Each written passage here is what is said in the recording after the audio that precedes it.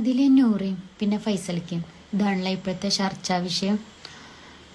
നിങ്ങൾ ആരുടെ കൂടെ? ഞാൻ ഏതായാലും നൂറയുടെയും ആദിലയുടെയും കൂടെയാണ് കേട്ടോ.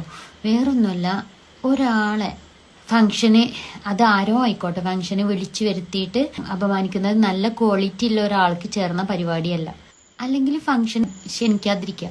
ക്ഷണിച്ച സ്ഥിതിക്ക് അപമാനിക്കാതിരിക്കാനുള്ള സാമാന്യ ബോധമെങ്കിലും ഫൈസൽക്ക് കാണിക്കേണ്ടിനു.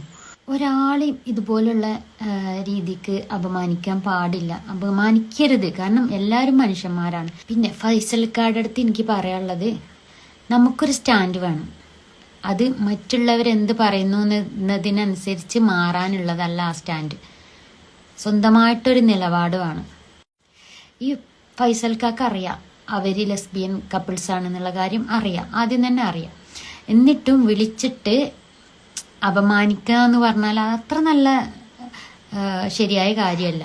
അല്ലെങ്കിൽ വിളിക്കാതിരിക്കുക. അവരിപ്പോൾ സെലിബ്രിറ്റി ആയിട്ട് തിളങ്ങി നിൽക്കുന്ന ആളാണെന്നും എല്ലാവർക്കും അറിയാം. അപ്പം ഒന്നെങ്കിൽ വിളിക്കാതിരിക്കുക, അല്ലെങ്കിൽ വിളിച്ച സ്ഥിതിക്ക് അപമാനിക്കാതിരിക്കാനുള്ള സാമാന്യ ബോധമെങ്കിലും എല്ലാവരും കാണിക്കുക. ഇനിയിപ്പോൾ എൻ്റെ ഒരു ആഗ്രഹം എന്ന് പറഞ്ഞാൽ ഈ കുട്ടികളെ നല്ലൊരു ഇതിലും വലിയൊരാള് അവരെ ഫംഗ്ഷന് വിളിക്കണം എന്നാണ് എൻ്റെ ഒരു ആഗ്രഹം.